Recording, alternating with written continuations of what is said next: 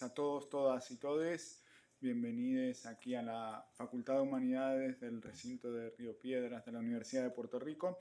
Mi nombre es Marcelo Lucy, soy profesor del Departamento de Historia y coordinador del convenio que nuestra universidad tiene con la Universidad de Florida, en el cual se enmarca la segunda conferencia del doctor Carlos Suárez Carrasquillo.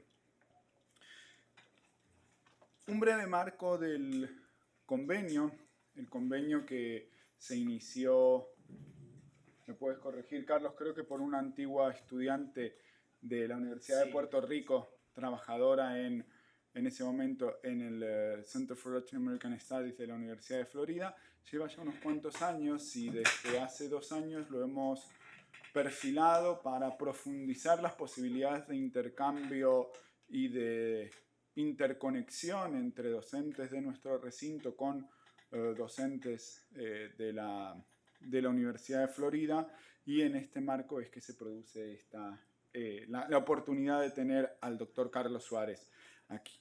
Quiero agradecer también al Centro para la Excelencia Académica, el CEA, quien nos ha dado la oportunidad de que esta conferencia sea grabada, y también todo un soporte de publicidad y soporte técnico para llevarla a cabo. Bien, unas breves palabras para quienes no conozcan al doctor Carlos Suárez. Él estudió su bachillerato en Ciencia Política en la Universidad de Puerto Rico, recinto de Río Piedras. Posteriormente, en la Universidad de Massachusetts, una maestría donde también se doctoró con una tesis que parte de esa investigación actualizada tuvimos la suerte que nos presentara ayer acerca de la conformación de Guaynabo City y las comunidades de control de acceso. Posteriormente ha sido docente e investigador en la Universidad de Florida, con filiación compartida entre el Departamento de Ciencia Política y el Centro de Estudios Latinoamericanos, del cual también fue coordinador de la maestría en estudios latinoamericanos. Cuenta con numerosas publicaciones acerca del problema del espacio urbano en Guaynabo o en Puerto Rico, y más específicamente en Guaynabo, evidentemente desde su campo de análisis, que es la ciencia política y la política pública, y hoy tenemos la suerte de contar con su presencia para hablarnos sobre el branding como política pública en Puerto Rico. Muchísimas gracias. Carlos. Bueno, gracias a todos por venir. Gracias al doctor Lucy por ser tan amable, a la Facultad de Humanidades y al CEA por hacer esto posible como parte del convenio que tiene la Universidad de la Florida con la UPR. Soy egresado, como el doctor acaba de decir, así que es una dicha estar aquí por vez primera. Ok, bien. Me gustaría plantear la conversación de hoy como parte de lo que es, si quieres verlo de cierta manera, la segunda parte de lo que discutimos ayer. No estoy argumentando que es algo lineal, no estoy argumentando que sin la una no hay la otra, pero las conexiones están ahí. En ese sentido, ¿qué me gustaría apuntar? Como ven el título, continúo con la conversación sobre lo que sería el branding, lo que sería este ejercicio que voy a discutir hoy, cómo se define el branding en términos de las ciencias sociales. Mi interés no es uno que viene de la mercadotecnia o la publicidad. Yo sé que esa disciplina está presente, pero no es el acercamiento que le quiero dar. Mi interés es uno básicamente que viene desde la política pública y estudios más tradicionales dentro de la ciencia social. Ok, bien. ¿Cómo se ha definido el branding? Y recalco el hecho de que mi interés viene desde las ciencias sociales y no necesariamente de la publicidad. Estas son algunas definiciones que me gustaría repasar para compartir para aquellos de ustedes que pues, son nuevos al tema. Están en la pantalla, no las voy a leer, pero sí quiero resaltar algunos elementos cruciales de ambas definiciones. En la primera, noten que es un asunto de identidad que se puede generar a nivel nacional, regional o local. Así que tiene muchas esferas posibles. Es un marco más amplio, más reducido. O sea que hay mucho juego, mucha flexibilidad de cómo se genera. Y noten el elemento de Building brand Equity. Vamos, es un ejercicio concreto, se construye, se hace. No es un dado, no es natural. alguien tiene que pensar cuál va a ser esa marca, ¿verdad? ¿Qué valores llevan a esa marca? Y eso voy a elaborar un poco algo más tarde. La socióloga Miriam Greenberg ha hecho uso del término urban branding y como ven en la definición, son campañas. Y estas campañas muchas veces, en el caso de lo que trabajó Miriam Greenberg, en el caso de Nueva York y ese logo que se hizo tan famoso en los 70 y todavía continúa, de I Love New York, pues fueron un ejercicio entre empresas públicas y privadas, como ella nota ahí, la alianza público-privada y el Estado, en este caso el municipio de Nueva York, que se dieron la tarea de, entre comillas, limpiar la imagen de la ciudad en cara a lo que fueron los retos de la década del 70.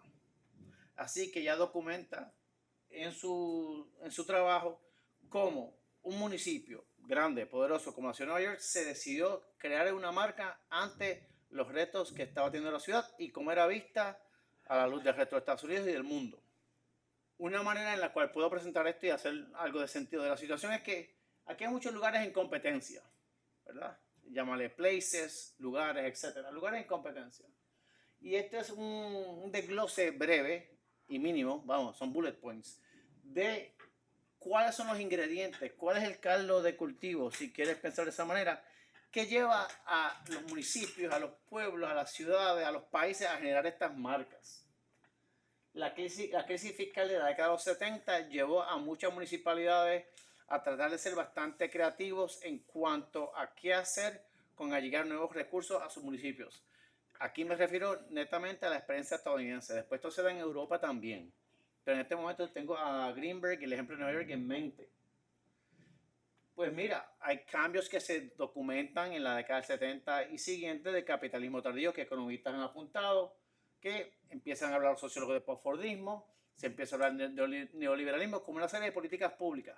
Y lo más importante, como alguien que estudia ciencia política, es cuál va a ser el rol del Estado a la luz de lo que son estos tiempos post-70, ¿verdad? El ejercicio del Estado va a ser distinto, va a tener otras responsabilidades y otros valores o principios políticos. Hay una mayor fluidez del capital. La manufactura en la ciudad de Nueva York y muchas de estas ciudades decaen. En gran parte estos inicios se da en lo que le llaman el norte global, ¿verdad? Que antes llamaban el primer mundo. Hay ciudades que entonces entran en una competencia. ¿Cómo se allegan recursos de distintas empresas en distintas capacidades? Sean almacenes, sean carácter de turismo, etc. Un caso emblemático en los Estados Unidos es como algunas ciudades se pliegan para traer, digamos, almacenes de Amazon. Es un ejemplo clásico, ¿verdad? Y distintas ciudades se pelean, tratan, si lo llamamos otro mundo bien distinto, y no lo estoy igualando, pero hay otro asunto, es como las ciudades se pelean por ser sedes de las Olimpiadas o de la Copa Mundial. Un tráfico crucial de capital, de atención mundial, de ingresos, etcétera, de mano de obra muchas veces. Así que se da este fenómeno, este cultivo de ciudades en competencia. También se va a dar de países. Y hago acopio del concepto de lo inmaterial que trabajó el autor André Gurs y me parece que es una manera interesante de entender, porque muchas veces esta lucha de estas marcas no estamos bregando necesariamente con asuntos tangibles que tú puedas tocar como un lápiz, ¿no? Muchas veces estos flujos de capital, estos valores, estos símbolos, pues mira, no son materiales, vamos, los podemos captar a través de los 5 sentidos, claro, pero no es un elemento, digamos, del capitalismo clásico, ¿no? Muchas veces son elementos más fluidos. Y es algo que quisiera resaltar. Autoras como Stacey Sabataro, ya en el marco de la política pública, han argumentado pues que mira, sí, municipios contemporáneos, particularmente en los Estados Unidos, han tratado de hacer acopio de recursos de relaciones públicas, de contratar expertos muchas veces que se suben a estos proyectos de generar estas marcas y de publicitar una ciudad. Esto se ha documentado en la literatura de política pública y eso es algo que me gustaría que esté presente en lo que estoy hablando hoy y en la medida que continúe con la conversación. En la ciencia política también se han dado casos muy reducidos. La ciencia política no se ha interesado mucho por este tema y es parte, quizás por eso que radica mi interés. Hay una autora, una científica política que sí ha hecho esto, de nombre de Eleonora Passotti, que trabajó como muchas veces el branding municipal se utiliza como una manera para, digamos, un incumbente, un alcalde, pues sacar millaje político. Usó un ejemplo en Italia, un ejemplo en Bogotá, un ejemplo en la ciudad de Chicago.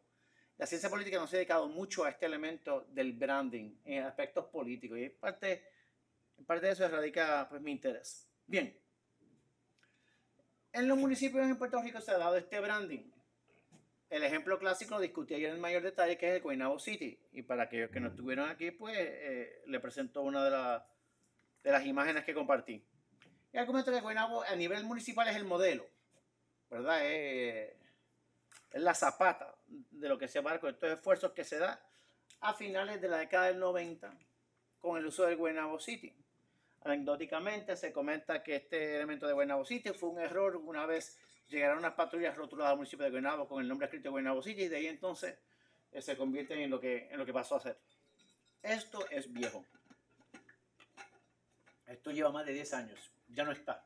Bueno, al menos si está, ha cambiado. Dorado en un punto se vendía como donde la ciudad es bella. Quiero notar que muchas veces este branding en Puerto Rico, estoy hablando estrictamente de Puerto Rico, muchas veces se presta a los vaivenes municipales que se dan en Puerto Rico. Y tenemos un ejemplo ahora actual. Vemos cómo este alcalde está a punto de ir a una primaria y ya Dorado pasó a ser el paraíso de Puerto Rico. Noten que conservan la figura del caballito de mar que se usó en el pasado. Pero el eslogan ha cambiado. Vemos aquí un ejemplo de cómo entonces Dorado crea esta marca que apunta a que el elemento playero, paradisiaco, etc. Pero lo que es más notable para los que nos interesa el asunto político es que tienes un alcalde que literalmente está usando su imagen, entiéndase, su cara y la de su familia y la mascota familiar junto a esa marca. Algo más burdo que esto, pues no lo hay. Y sería interesante eventualmente si esta posibilidad de hacer una entrevista, entender qué los llevaron a tomar esta decisión. Pero le traigo este ejemplo para que tengan claro que esto se está dando hoy 2023. Esto no es algo de hace 10 años. Bien, este sí es viejo. Siempre me resulta interesante cómo el municipio de Atillo pues, apuntaba la población del municipio y el número de vacas en el municipio. Evidentemente apuntando a qué? La idiosincrasia del municipio, de atos, de ganadería, productora de leche, etc. Es parte de, si quieres pensar de esa manera, de la marca, de lo que es Atillo. Bien. El city branding en Puerto Rico. Estos municipios que deciden crear esta marca. Argumento que es un valor material simbólico para el municipio. Material porque, como expliqué ayer, muchas veces, digamos el caso de Guaynabo, llevó a que atraer muchas comunidades cerradas que procuraron que elevar el perfil socioeconómico atrayendo comunidades cerradas de un nivel socioeconómico mayor.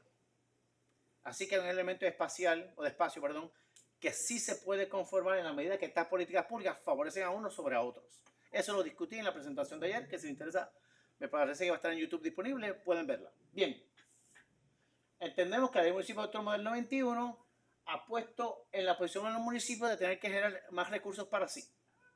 Entonces les obliga a que sean más creativos, más emprendedores, y todo esto encaja, vamos, en la política neoliberal, ¿verdad? De hacerse uno de sus propios recursos, de la competitividad, de la competencia. Así que todo esto encaja muy bien con lo que le apuntaba, con los fenómenos que hemos visto ya de la década de los 70, no tan solo en Puerto Rico, sino en gran medida a nivel mundial. Este elemento de generar estas marcas, pues tiene que un componente de lo que alguna gente llama una ciudad empresarial, ¿verdad? Que busca emprendedora, atraer capital por distintos medios. Bien, de esto paso a la marca país, que es ya el proyecto más reciente que me interesa, ¿no? Tengo que pues, ser justo, que recientemente se han publicado trabajos en Puerto Rico que empiezan a trabajar el asunto de la marca país. Tengo que hacer notar el trabajo de la doctora Blanche Miranda, pero con la salvedad que eso responde a un periodo de básicamente comienzos del siglo XX. El argumento mío es que lo que se va a dar ahora responde a otros tiempos y a otra lógica de mercado y otra lógica del Estado. Y mi interés viene desde la política pública y no necesariamente desde uno de relaciones públicas o mercadeo o publicity. Haciendo la salvedad, ya algunos de ustedes recuerdan estos esfuerzos que se han dado en Puerto Rico a nivel municipal y a nivel estatal. Esto a nivel de compañía de turismo. Como ya mencioné, el libro que se publicó recientemente, sí aborda el aspecto del turismo de Puerto Rico en la década de los 30, etc. Lo que yo presento es otro tipo de acercamiento. Es cuando el proceso de branding se convierte en política pública. El Estado asume un rol de crear una marca, algunas veces con la luz verde, digamos, de intereses privados, pero lo que estoy argumentando es que lo que se está dando en los últimos 30 años no es lo mismo que sucedió a comienzos del 20. Son otros tiempos y otros contextos. El capitalismo tardío es de otra naturaleza. Las realidades de transporte son distintas. Y entonces aquí tiene ejemplos como lo que se dio durante la administración de García Padilla, en la cual evidentemente usted puede ver que usan el color rojo, el color del Partido Popular Democrático, ¿verdad? Hay unos elementos ahí para complacer unos intereses particulares. Y se aprobó una ley 70 en el año 2003 bajo García Padilla que procuró que el generar una marca para que Puerto Rico sea un destino para el turismo y el comercio y el negocio. Y vamos a ver que a partir de aquí hay esfuerzo tras esfuerzo de generar una marca, pero no hay una consistencia de esa marca. En este caso, este proyecto de ley se dio bajo el marco del Partido Popular y el apoyo del entonces representante Jaime Perelló, que argumentó que era importante generar estas marcas, ¿no? Y el proyecto de ley argumentaba que esta marca iba a ser compuesta o elaborada por un comité de individuos del sector público y privado y que iba a estar a cargo de lo que fue el Departamento de Desarrollo Económico y Comercio. Estos esfuerzos dieron luz eventualmente cuando el 22 de agosto se anunció que una marca fue creada y fue esta. Usted que se recuerda de unos anuncios de un niño en un barquito en la palguera y viendo un destello de luz y la estrella, etc. Todos fueron parte de ese esfuerzo. Bien. Este branding se expandió a la playa, se llama el All Star Island, pero se da un debate luego de esa administración en términos de lo que viene a ser la ley del proyecto de DMO en el año 17. Y ahí hago cita de lo que era el objetivo de este DMO, que como ustedes bien saben, eventualmente se cuaja en lo que es Discover Puerto Rico. O sea, eso se da. Se cuaja y eventualmente se da. Este proyecto fue presentado el 30 de marzo del 2017 y precede la llegada del huracán María. Esto sucede antes, ¿verdad?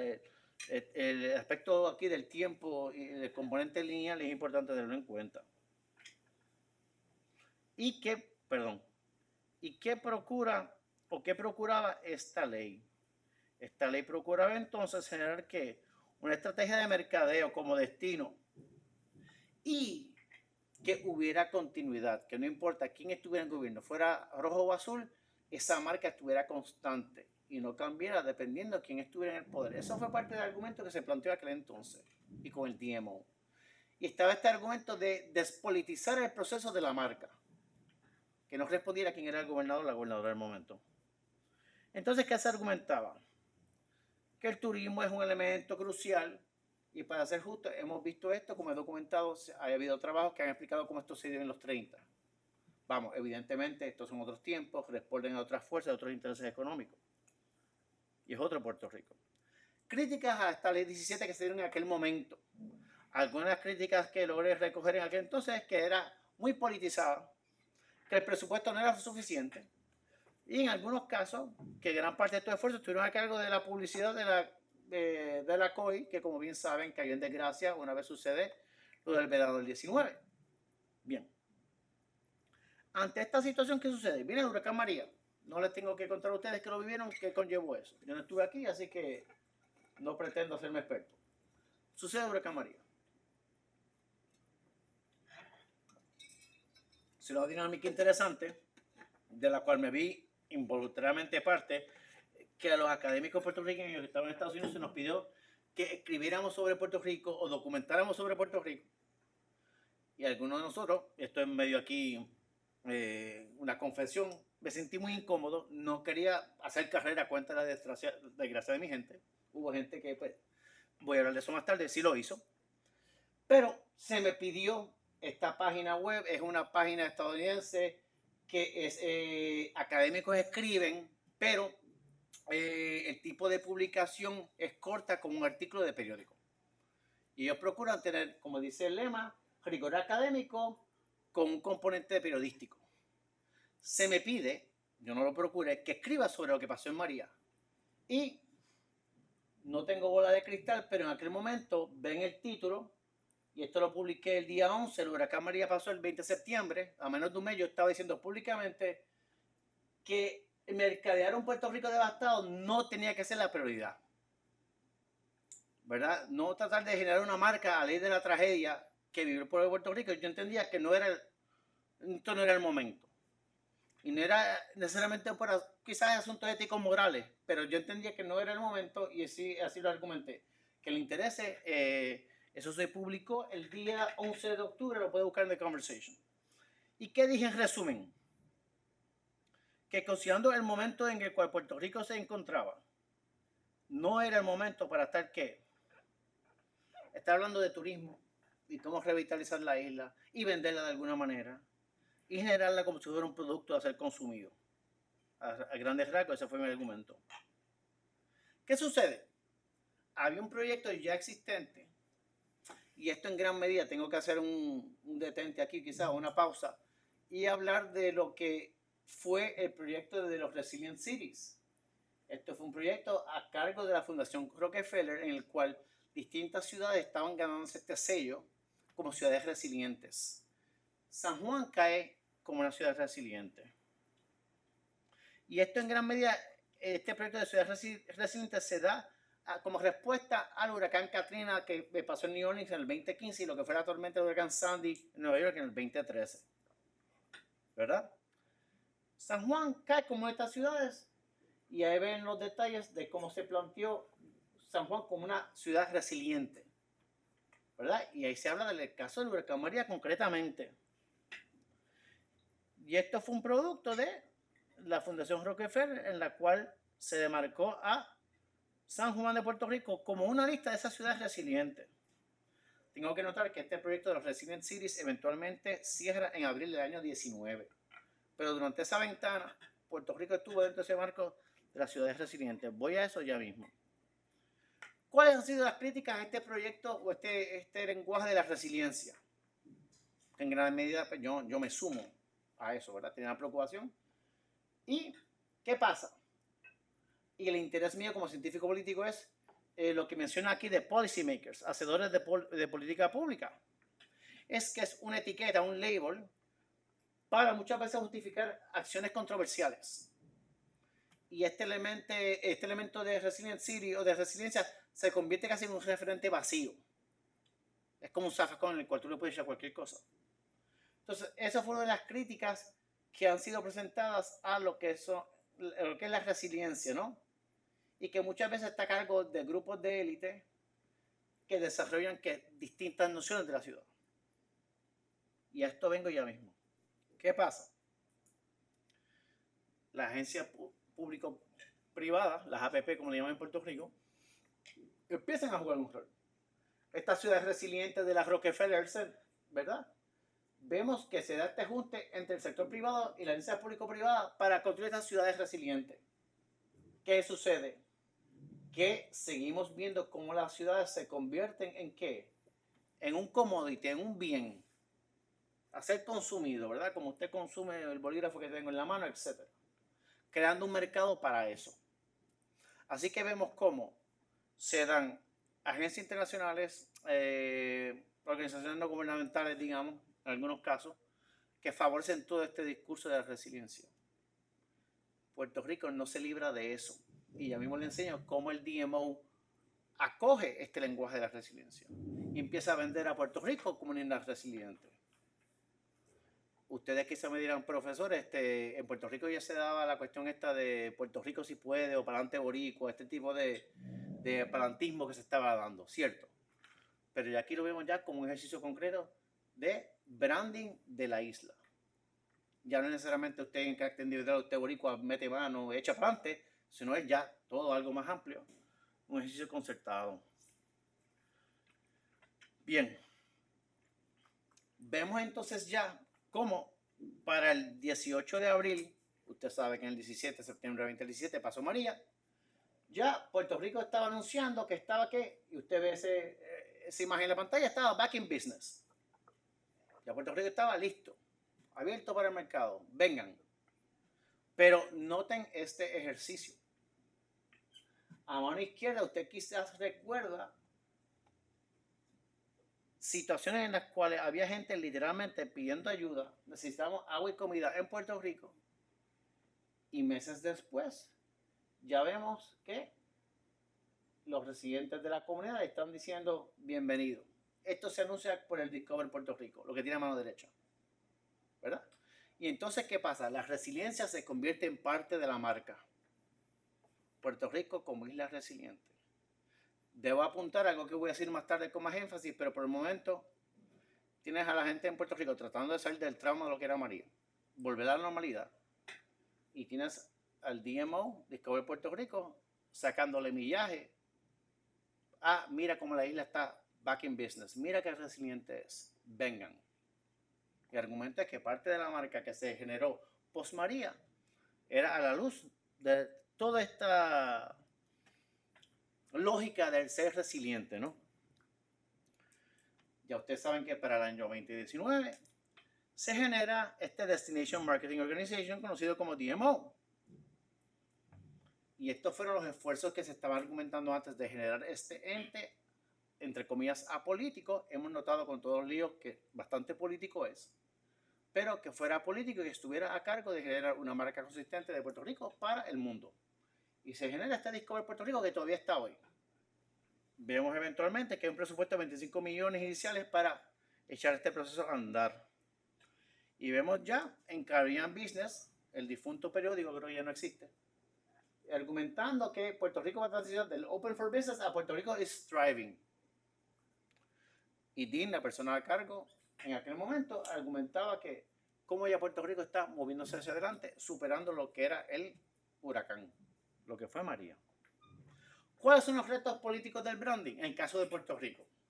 Vemos esta agencia, este DMO organizado con el aval gubernamental, un ente privado, pero que ayuda a generar en cierta medida política pública en el país, que nos recuerda lo que le comentaba al principio, que argumentaron autoras como Miriam Greenberg, que se dan estas dinámicas de intereses privados y públicos dándose la mano para apoyar un tipo de marca. El ejemplo clásico que a mucha gente ofendió, quizá usted no lo ofendió, es cuando les doy el ejemplo de, ¿recuerdan eso? Los cayellanos de Jajome fueron a la playa. Obviamente no son cayellanos de Jajome, esa fue la crítica, ¿no? Hay unos elementos raciales ahí obvios, que para ser bien franco no es el interés mío, pero aquí si quiero darle un ejemplo visual y concreto del elemento de esa campaña de Live Boricua que causó bastante roncha en algunos círculos en Puerto Rico. No sé si se recuerdan eso. ¿Lo vieron? ¿Lo recuerdan? Bien, ahí tiene un ejemplo. ¿A quién se está apelando? ¿Se parecen a nosotros? ¿No se parecen a nosotros? El hecho de que no se parezcan a nosotros es la intención. Que gente que no se parezca a nosotros venga a la isla, a ser más acogedora, etc. Esto se puede ver de mil y una forma. Pero sí les puedo decir evidentemente que esto fue un ejercicio hablado por DMO.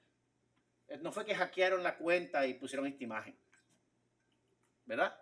Así que noten, y con esta imagen empiezo, algunos elementos problemáticos de cuando usted tiene que esta búsqueda de generar una marca país en el contexto de hoy, siglo XXI. Esto salió el 16 de noviembre del 2022, hace menos de un año. Los retiraron bastante rápido. Entonces, ¿cuáles son los retos políticos con esto del branding de esta marca? En el caso concreto de Puerto Rico. El branding maneja el público como un commodity, como le llaman en inglés, ¿verdad? Como un bien que puede ser manipulado por expertos en mercado y los medios. La participación pública es limitada. ¿Qué rol tenemos si nosotros en indicarle al DMO cómo debe ser presentado Puerto Rico? No sé si el boricua de a pie diría, esta es la manera que debemos ser representados. Dudo que ese sea el caso. Eso es otra crítica. La toma de decisiones entonces queda a manos de estos expertos, muchas veces del mundo de la publicidad, y no se plantea, personajes no electos deberían tener ese tipo de poder en términos de generar política pública, de cómo se presenta la isla a nivel internacional.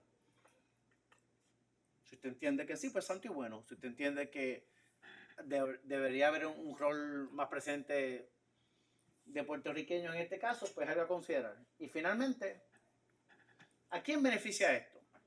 Ayer se habló un poco de la ley 60, ¿verdad? Alguien hizo una pregunta en cuanto a eso se refería.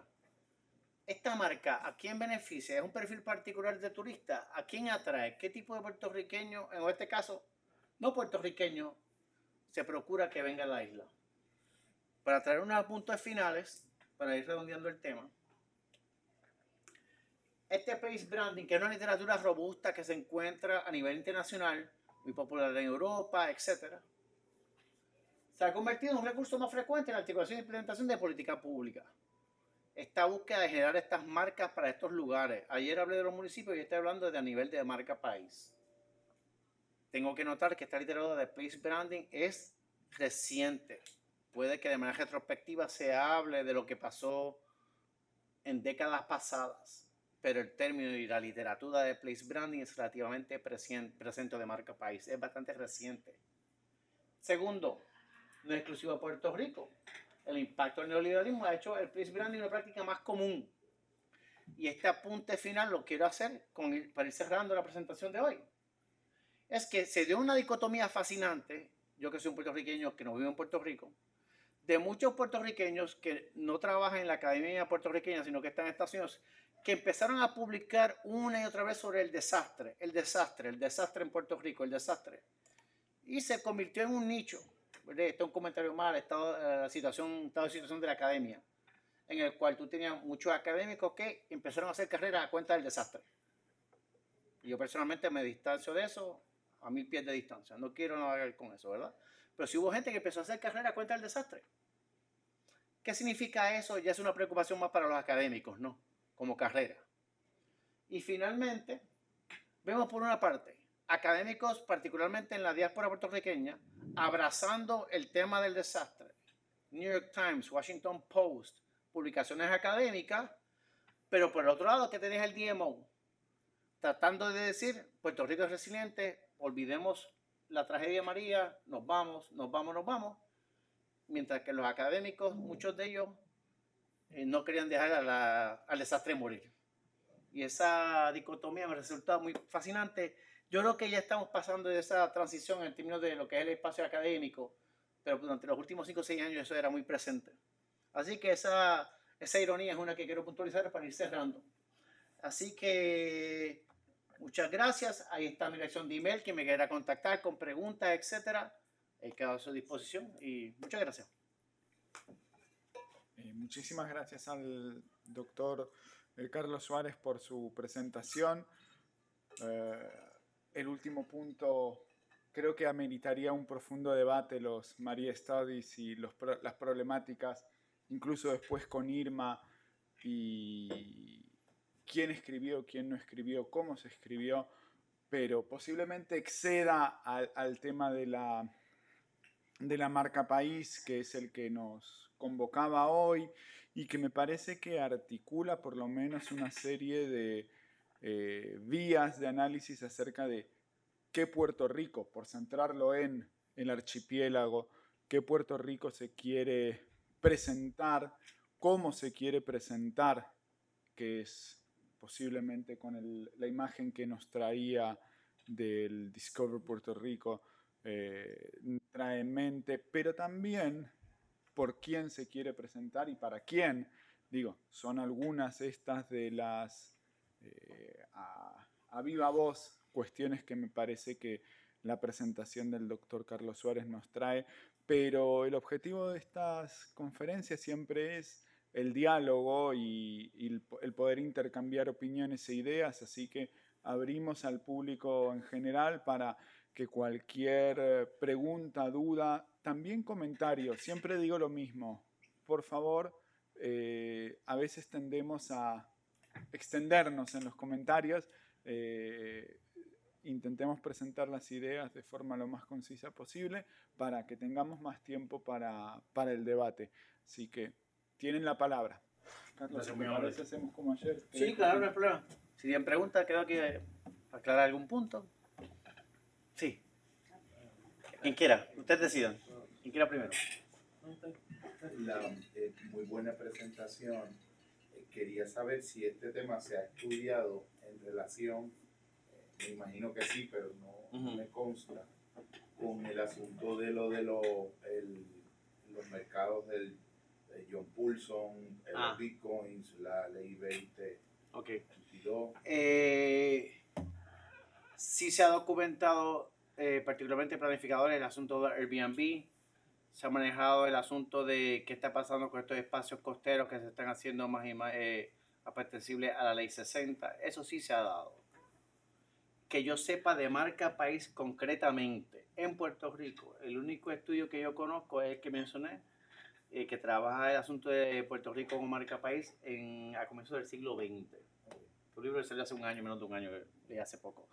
Eso concretamente en cuanto a marca país. En cuanto a lo que es la ley 60 y estos Paulson y las criptomonedas, etcétera, sí ha habido autores y autoras que han trabajado esto. Sí se ha dado. Inclusive algunos no son puertorriqueños que han trabajado el tema. Si te interesa después te puedo enviar los artículos. Algunos de ellos los uso en mis clases que yo doy. Yo doy una clase de Puerto Rico un semestre completo y leemos algunas de esas lecturas. Sí. Pero se ha dado, a mi entender, se ha dado más bien desde el punto de vista de antropólogos, de planificadores, no de científicos políticos. Sí, considerando el branding, considerando la gentrificación, considerando Dorado, ¿qué herramientas tiene la comunidad puertorriqueña enfrentándose a todas estas estructuras político-gubernamentales que están propiciando esta agenda que fue como que un boom después de María? ¿Qué herramientas tiene la población puertorriqueña para de alguna manera no frenar? Porque hay que, como para que conservar algo. Claro, lo interesante es que si estamos pensando en lo de la ley 60 concretamente, esto ya empezó a final de la administración Fortuño y eso se discutió ayer y tuvo un apoyo bipartita. Vamos, administraciones PPD han llegado y se han mantenido. ¿Qué sentido? Y otra cosa, lo evidente, Puerto Rico tiene una rica tradición de generar exenciones contributivas para atraer capital extranjero. No es lo mismo, pero y aquí hay historiadores e historiadoras, pero nos podemos ir a la cédula de gracia. Puerto Rico tiene una rica tradición de eso. Y hablemos de los 50 y lo que fue Fomento, ¿verdad?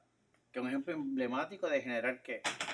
De generar condiciones para atraer ¿qué? Capital que no es de la isla. Así que ante tu pregunta, me vienen dos reacciones inmediatas y pensadas aquí al aire, ¿no? Una, ¿cuál es el rol del capital puertorriqueño que no se activa o si se activa sigue asumiendo un rol de intermediario y permite que esto suceda, ¿verdad? No ocupa ese espacio. Y dos, la más problemática en términos políticos concretamente es ¿qué puede hacer el público? Es mayormente un ejercicio de carácter reactivo, reaccionar a la situación, criticar 60, criticar ¿cómo es el complejo de Rincón? ¿Sol y Playa, qué se llama? Sol y Playa. Exacto. Que son pequeños espacios, son pequeñas victorias, lo que se ve en Aguadilla. Se me olvida el nombre del lugar. Si alguien sabe, por favor. Pero en términos políticos, apostar por esas pequeñas victorias. Eventualmente, algo como derrogar el DMO con todos los intereses envueltos sería, yo no sé cómo sucedería. Si alguno de ustedes piensa en lo que se dice más y más en Puerto Rico, del bipartidismo y acabar con el bipartidismo y traer nuevos proyectos políticos que vayan en contra de eso, si eso es factible, vamos a ver. Eso puede ser un recurso quizá, pero es complicado. Por lo pronto, lo más inmediato, estas pequeñas batallas que se están dando, porque son términos materiales concretos que se están logrando. Ya legislación, legisladores atados, o partidos PNP y PPD, que son partidos ambos neoliberales, ¿verdad? Es parte de, tiene el mismo DNA, tiene el mismo ADN. Entonces, pues eso es más complicado, ¿verdad? Yo, a tu pregunta, con estas victorias más locales, son pasos. Son pasos Y si la preocupación más amplia es asuntos como el DMO, pues mira, eventualmente, que entre otro tipo de gobierno que le quiten los recursos que tiene y que se convierta en una empresa netamente privada. Y no este hijo medio híbrido de lo público y lo privado, que para ser justo no es exclusivo de Puerto Rico. Lo que pasa es que nosotros somos los que bregamos con esto aquí. Se ha dado en otros lugares alrededor del mundo. Por eso fue que empecé hablando del caso de Love New York y otros ejercicios a nivel mundial. Entonces tiene estas público-privadas que se envuelven en estos ejercicios de general branding. ¿Te contesté? Ok. Sí. Pues a mí tengo conflicto con dijiste algo que se me quedó, que fue Sí. estos personajes no electos deberían, o sea, una pregunta que era, estos personajes no electos deberían tener poder de cómo se maneja y representa la isla a nivel internacional, Sí. lo cual nunca, o sea, no lo había pensado, Ok. pero porque hay un poder gigante Claro. en la publicidad, Sí, mucho dinero. mucho dinero, etcétera. Punto aparte, cómo esto se ha permeado a través de distintas leyes, por ejemplo, las leyes culturales como es la ley de cine, en donde hay unos incentivos para que tú presentes la isla de cierta manera, y cómo ya se ha invisibilizado casi la línea, porque por ejemplo, el fenómeno de Bad Bunny, que, Claro.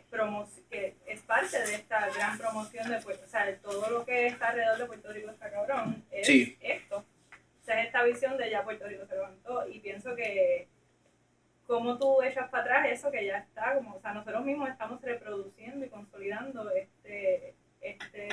digo, no sé si nosotros mismos, o sea, la cultura popular ya reproduce y consolida este tipo de manifestaciones. Y la madeja que se forma es complicada. Algo que yo decía ayer, que es otro caso, pero es como inicialmente lo que fue motivo de chiste, mofa, ridículo, era aquello del Guaynabo City. Ajá. Se ha normalizado. Se ha normalizado. La gente ya dice Guaynabo City con una casualidad, o sea, es lo más casual. Casi virtuoso. Sí, virtuoso, es una virtud casi. Pienso que incluso dejó de ser, o sea, ahora mismo con todo lo que está pasando de ley 2022, ley 60, de repente Guaynabo es este lugar en donde todavía hay puertorriqueños. Claro. O sea, ya no es el sitio de... Eso también es interesante, claro, porque como tú dices muy bien, Guaynabo sigue siendo un lugar para puertorriqueños que no puede decir eso ya de parte de Dorado o de parte del Viejo San Juan o de parte de Rincón o de Puerta de Tierra O sea, ya es o Santurce. cada vez se ha desplazado toda esa región que antes era como la Resistance. Claro. Y ahora la gente se está teniendo que mudar a Guaynabo porque es donde puedes comprar, digo, o alquilar o lo que sea. Y algo que yo no sé si quizás aquí estamos, estoy con mi estudiante, quizás esto es por una serie de Netflix, ¿no? Es como eventualmente se podría dar un elemento si esto de la ley 60 continúa, si el IRS no interviene, porque estos son evasores contributivos, solo eso es lo que son, son evasores contributivos. Pero, o sea que el perfil que viene acá es una persona particular que está tratando de no pagar impuestos en Nueva York o en Massachusetts o en Florida. Bueno, Florida no hay state taxes, los retiro, pero usted me entiende.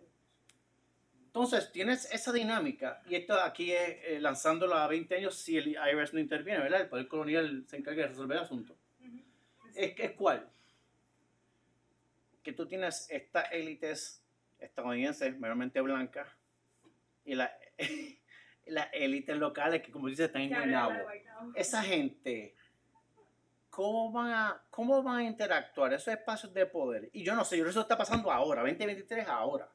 Estos espacios, ¿cómo se van a dar? Esos hijos, esas hijas que van a esos mismos colegios de élite, esa gente se casará entre ellos, o los 60 una vez ven el IRS finalmente si hacen y dicen, mira, se acabó el loophole, a pagar impuestos, no huyan a Puerto Rico, pues montan y se van. Esto es ya, como yo digo, la serie de Netflix. Veremos qué va a pasar de aquí a un par de años. Pero es fascinante. O existirá el Gran Bayamón, donde viviríamos todos los puertorriqueños. Es claro, es claro. Y San Juan será...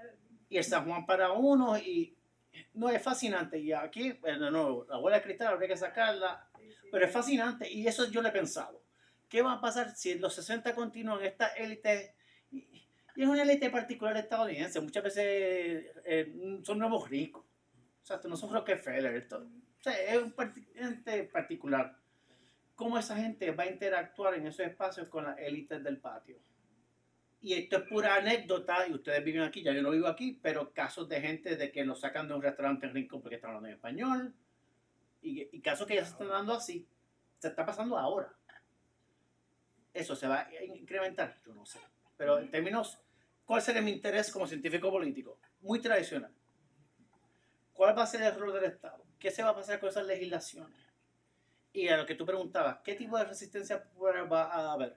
con Puerto Rico está cabrón y el documental que sacó con Bad Bunny, ¿eso es suficiente? ¿Eso despertó a la juventud? Yo no sé. Y algo que yo creo que va a eventualmente pasar, volviendo a la bola de cristal, es que eventualmente hayan tours de vaya usted a donde se creó el reggaetón, vaya a Villa Carolina, vaya a Parque Ecuestre, ya está pasando. La Perla tiene el Despacito Tour desde hace más de 3 años. Gracias, Yo soy eso no camarera, sabía. por si acaso, yo tengo Sí. y existe ahí. Y Ya está el Despacito Tour literal. hace 3 años. ¿Tiene página web?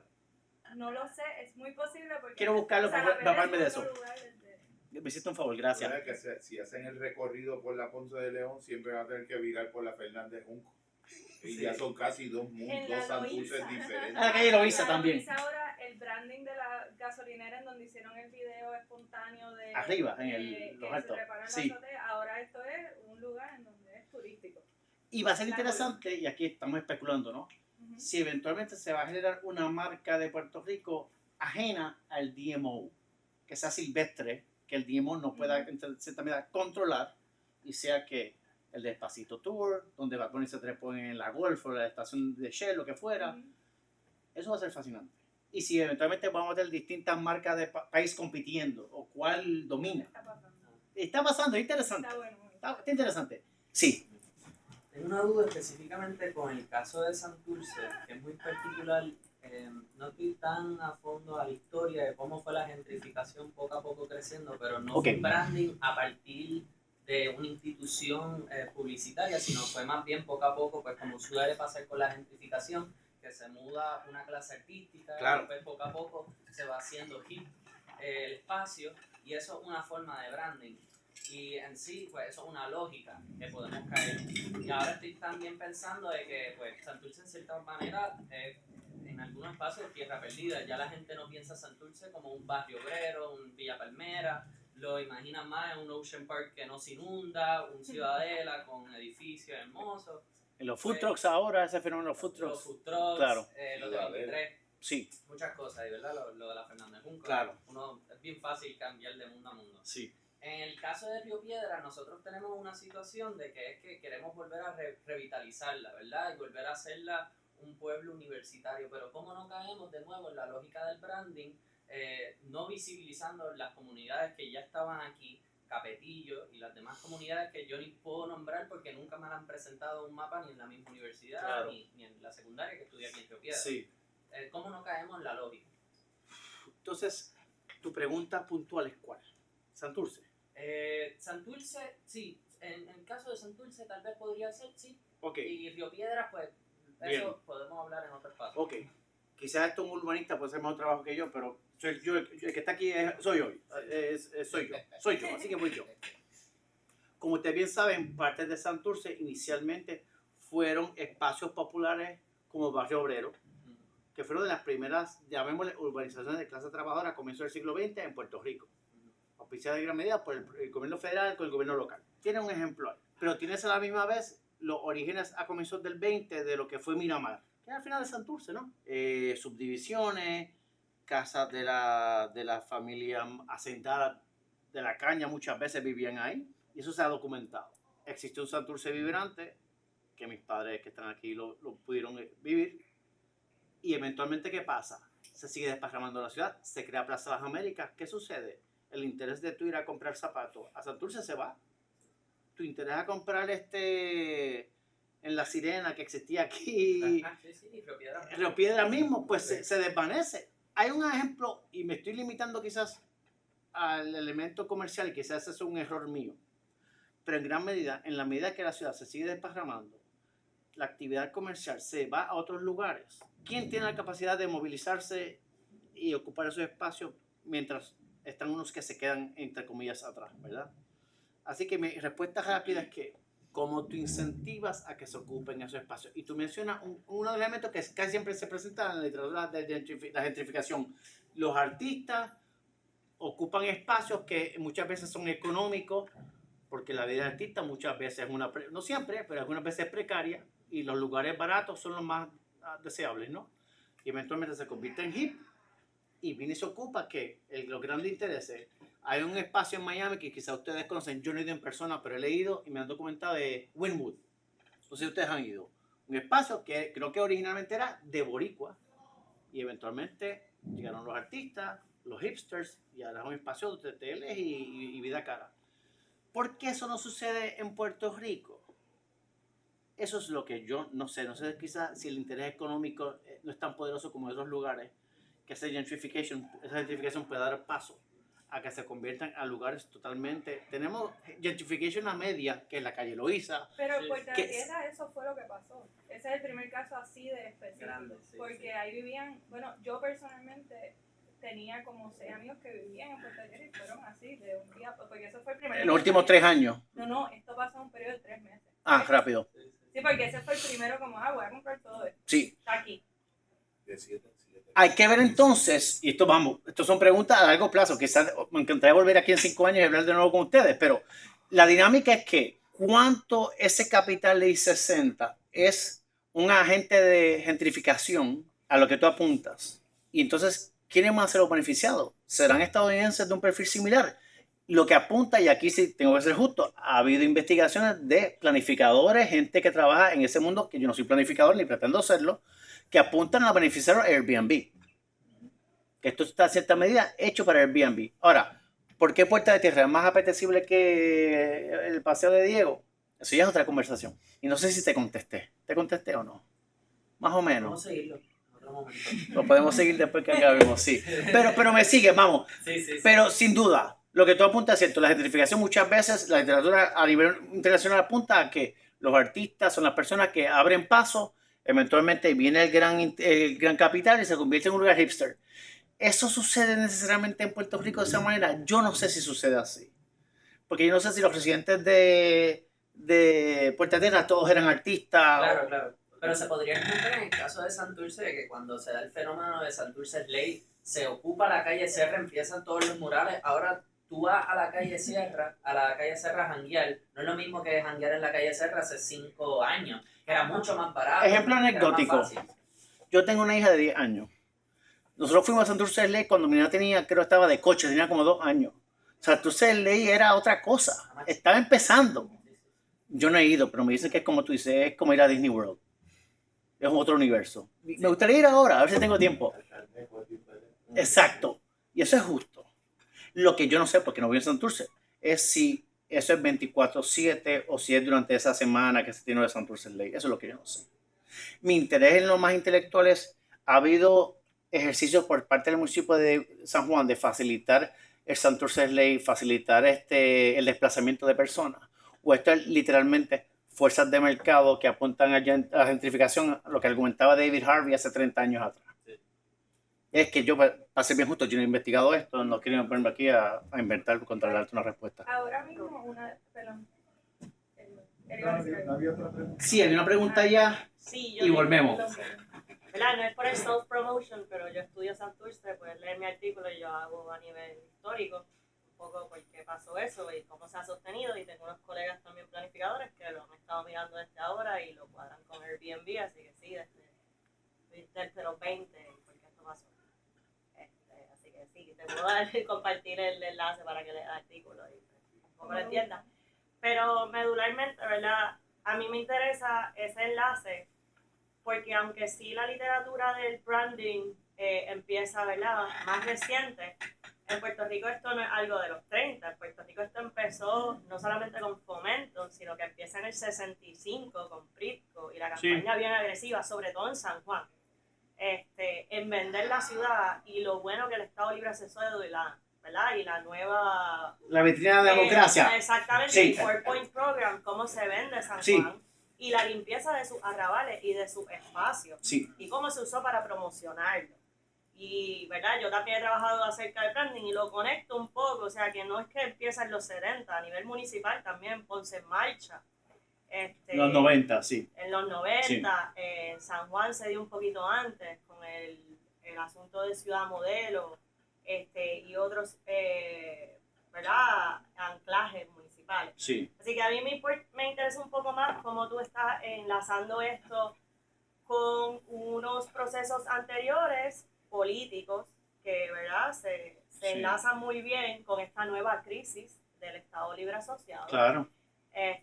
Y enlazando con eso, ¿verdad? Esa es la primera pregunta. Si lo estás enlazando, si lo has pensado en enlazarlo. Pues déjame contestarte eso primero, porque si me das la segunda me voy a olvidar. Okay.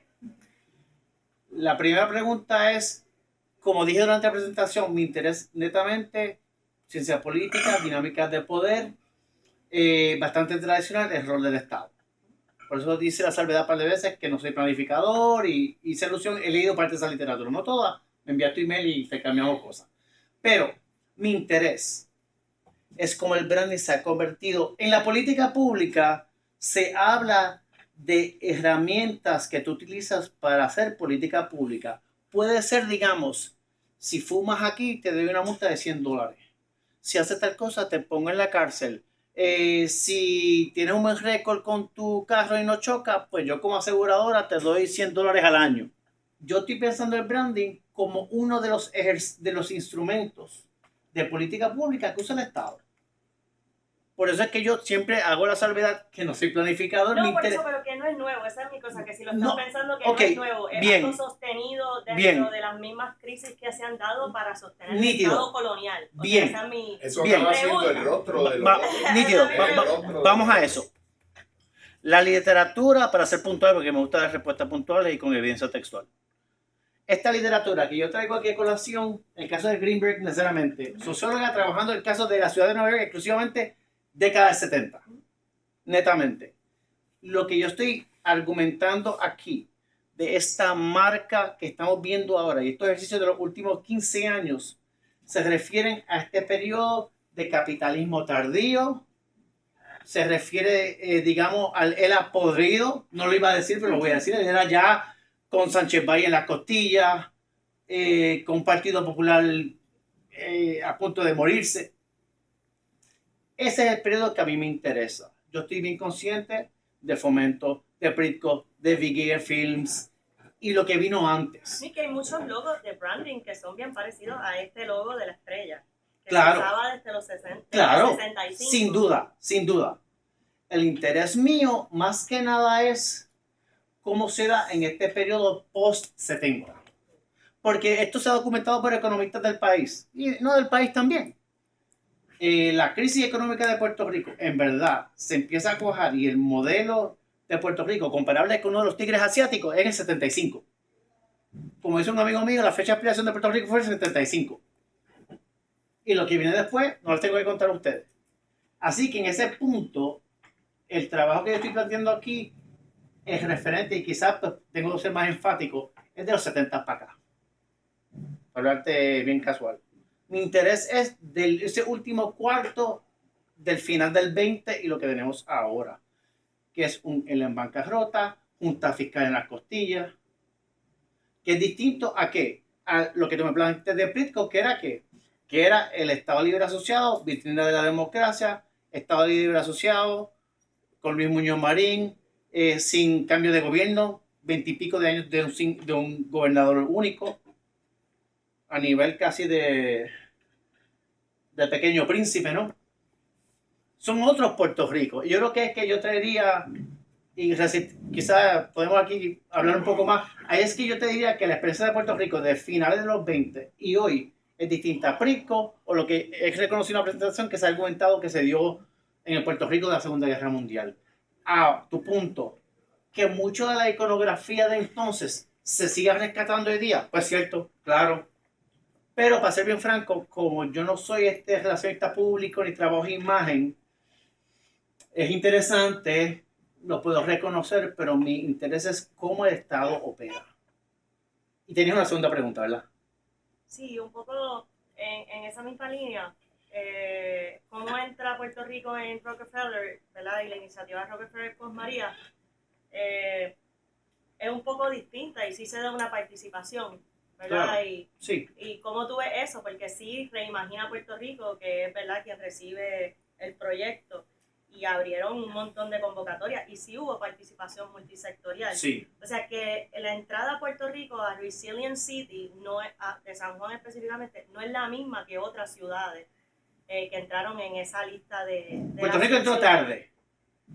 Puerto Rico entró tarde y entró en otras circunstancias con otros informes que trabajaron grupos multisectoriales y que se abrió la participación, ¿verdad? Como entonces también hubo un proceso de resistencia a sumarse a esa iniciativa sin una mirada crítica, porque Reimagina Puerto Rico, ¿verdad? Que fue una de las iniciativas que gesta desde Rockefeller y Sí. Open Society y demás, entran a ese portal de las 100 ciudades resilientes, pero que sí hubo una resistencia de académicos y de activistas del país de decir, espérate, sí necesitamos el dinero para imaginar un Puerto Rico por desastre, pero es que hay que hablar de lo que hay aquí. O sea, que también una contención a cómo entran otras ciudades Claro. en las 100 resiliencias, cómo piensas jugar con eso, porque realmente es un espacio de resistencia local, ¿no? De grupos Y multisectoriales. la pregunta que te haría a ti, y quizás tú sabes, eso se ha documentado no en términos anecdóticos de corte periodístico, etcétera, sino se ha escrito sobre esa resistencia.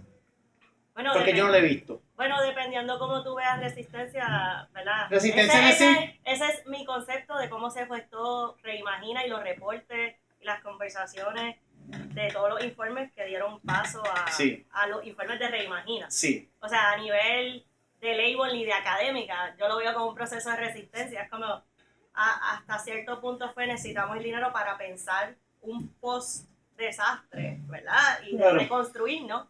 Y fue una cuestión hasta estratégica. No es como entran las otras ciudades resilientes, no es procesos de ciudades como pasó post-Katrina, que empiezan a aparecer un montón de edificios y se pone el dinero a correr para una reconstrucción que benefició a una élite. sí. Sino, ¿verdad? Esto Con el aval de artista. Exacto. Sí. O sea, que, ¿verdad? Ahí en Puerto Rico ese proceso de Reimagina y como se trajeron ese dinero también abrió un proceso para pensar los problemas, para hablarlo. Que yo lo veo como un proceso de resistencia, de no venir a que vinieran esos académicos depredadores que estaban imponer. afuera a sentarnos nosotros y los que estamos aquí pensarlo. O sea, Ujú. un poco, ¿verdad? Si lo habías pensado así, no sé si... No, para ser bien franco, no entré en la sutileza que tú estás apuntando de cómo cada ciudad entró al proyecto. No llegué a eso.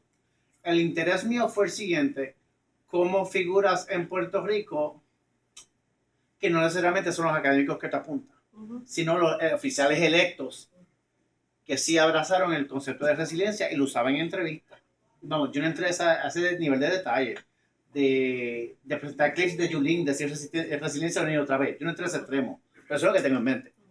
Mi interés son estos oficiales electos. Vamos, que hay dinámicas de poder entre planificadores del patio, como tú no sé si lo llamaste depredadores, como tú no sé si lo llamas. Sí, con académicos depredadores. Académicos Yo lo llamo depredadores. así porque No, yo sé. fue una práctica bastante depredadora. Claro, y lo es. Porque muchas veces y aquí entramos en otro, ¿cuánto tiempo tenemos? Son las 2 y pico. ¿Tú me dices? Tenemos, seguimos. 2:30, sí. Pues tenemos tiempo. Porque se da la dinámica entonces de que están los académicos de carrera, están los carreristas. Y no necesariamente son estadounidenses de ojos azules, hay unos que son puertorriqueños también, que hacen carrera que a cuenta de abrazar estos nuevos paradigmas como fue la resiliencia, y por usar tu palabra, pues de manera depredadora van a Puerto Rico y dicen, bueno, aquí les tenemos la maqueta, aquí tienen, pónganlo. Ahora tú me informas de que hubo resistencia a eso. Esa dinámica de resistencia a nivel más micro de los profesionales de la planificación es uno que me gustaría leerlo. Porque como no soy planificador, no estoy en esa. O sea, pero me gusta, si tú tienes artículos que has escrito... No, lo digo porque dentro de, o sea, se gestan 100 Resilient City, Claro. pero si tú entras ahí a San Juan, a donde te envía es a los informes de Reimagina, que es Ujú. donde están todos ¿verdad? Estos grupos de académicos y de multisectorial que se juntó. Y tú argumentas ese que el proceso. resiliency de Puerto Rico es distinto a otros resiliency. Ese es tu argumento. Sí, Pero siguen abrazando el resiliency.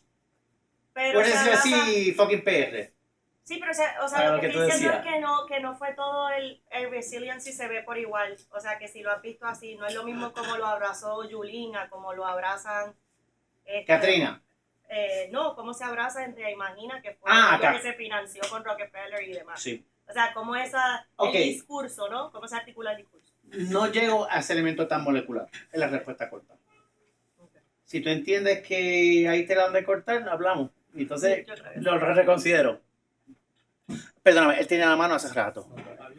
¿Habían otras personas? Sí, yo creo que había alguien allá primero. Ah, bien, pues como ustedes decidan. Yo quiero hacer un comentario según lo que ella está hablando. Yéndonos bien acá, bien lejos, a 1998, América tiene PR de España, el plan siempre fue la americanización. Fast forward 100 años después, yo hablo inglés, mi papá no habla inglés, yo estoy aquí en la universidad, mi papá no estudió en la universidad. Viendo este fenómeno del branding y todo este contexto y lo que han hecho con el Resilient, no es como que un late stage americanización y han tomado esos esfuerzos que aún quedan de resistencia y los han nublado y los han transgiversado en este fenómeno Resilient para impulsar esa agenda. Tu pregunta es si estos esfuerzos son como una americanización 2.0, como más reciente.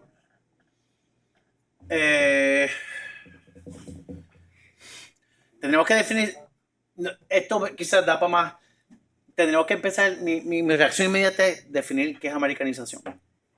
Porque ahora tienes que, y esto se ha documentado y quizás muchos de ustedes saben de lo que estoy hablando, mientras que en el pasado literalmente se impuso el uso de inglés como instrucción en Puerto Rico y aquí en este campus se resistió. Y eso está documentado por historiadores. Vamos. Ahora tienes padres que procuran que sus niños, niñas, aprendan inglés desde el saque, por razones muy justas, ¿no?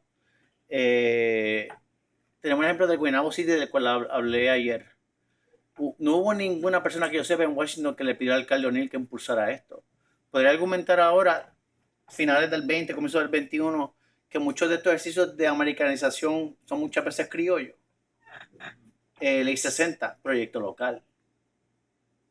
¿Verdad? La americanización ahora es, para decirlo en inglés, homegrown, o sea, nace de aquí de Puerto Rico. Y ni hablar de muchos espacios en Puerto Rico, y vamos, yo no soy lingüista, así que voy parando ya mismo, pero inclusive el lenguaje y la sintaxis que estamos usando en el español que hablamos. Y ahí lo dejo, porque si sigo hablando, voy fuera de mi hoyo. Pero sí, mi reacción inmediata es que es americanización, y me sospecho que algunos elementos de esa americanización, como tú lo dices, que estamos viendo hoy día, muchas veces son cultivados en Puerto Rico. Mientras antes muchas veces era proyecto imperial, si le quieres llamar, de forzar que se hablara inglés en las escuelas. Ahora es padres apuntando a niños en colegios bilingües. Y quiero, vamos, yo no estoy criticando el que quiera, ojalá sepamos hablar 5 idiomas. O sea, eso no es el issue. Pero que en Puerto Rico el inglés tiene un peso político por el presente y el pasado colonial. No sé si te contesté. Como un Stockholm Syndrome. Eso se lo dejo a los terapistas y los psicólogos. Podría ser.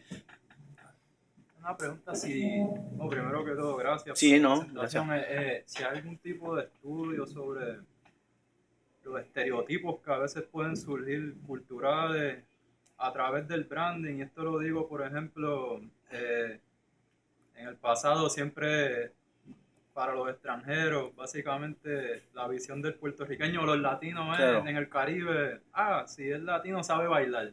Tiene ritmo. Tiene ritmo. Claro.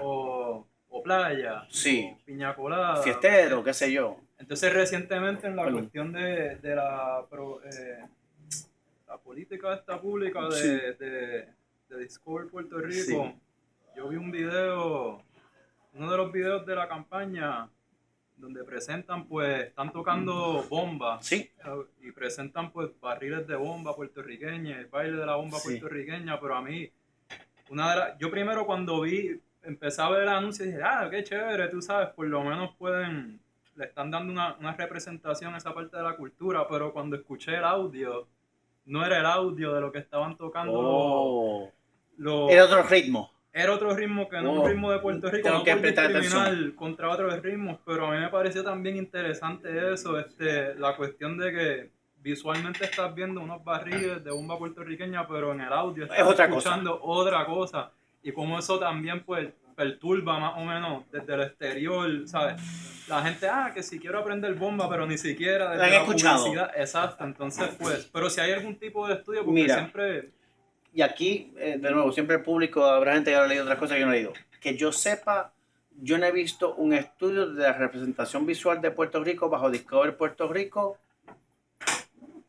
Lo que, y lo he mencionado creo que un par de veces. Lo que sí he visto, lo más cercano a eso que he visto fue el libro y déjame ver si encuentro el cursor para buscar aquí el libro. Si no lo encuentro, hay un libro sobre marca país en Puerto Rico que así se enfoca como Puerto Rico fue presentado como imagen en los 30 y los 40.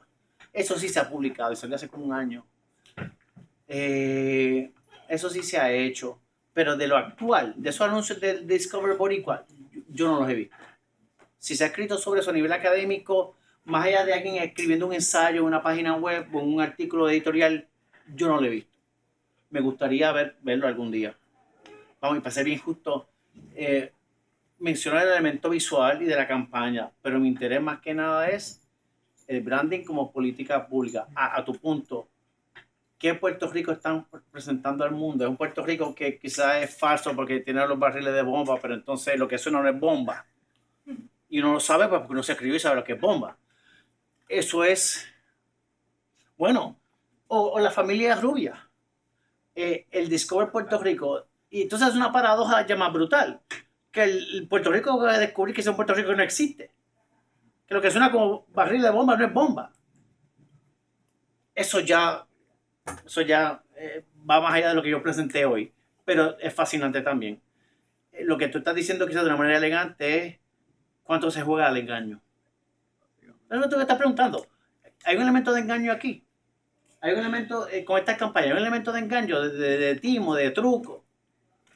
Eso se lo dejo a la gente que trabaja publicidad, porque ahí no te puedo contestar. Pero sí, a nivel político, esta gente del DIEMO está consciente de eso, les importa, no les importa, son preguntas que yo sepa no se han hecho y si algún día me gustaría entrevistarlo, estoy trabajando en eso, vamos a ver. Sí. Nada, brevemente, sé que no tenemos que ir ya, estoy en notas de sociología y antropología. Gracias por la presentación, estuvo muy buena, me hubiese gustado estar ayer también aquí, pero no pude estar. Nada, como hay poco tiempo, me llevo preguntas, te las comparto también para seguir discutiéndolas. Me pregunto mucho sobre la distribución de los lugares que se hacen branding, ¿verdad? Sí. ¿Qué lugares son los que se brandean? No sé si está bien dicha la palabra, se promocionan en Puerto Rico, o sea, ¿cuál es el lugar que se representa? También me llevo la pregunta de qué ocurre con el tiempo y la historia, la memoria de esos lugares, porque ciertamente el branding impone una carga de significado a esos espacios y se borran huellas de memoria, que es un poco el comentario también que hizo el compañero allá sobre Río Piedra y Capelillo. ¿Qué pasa con esas memorias y esa resignificación?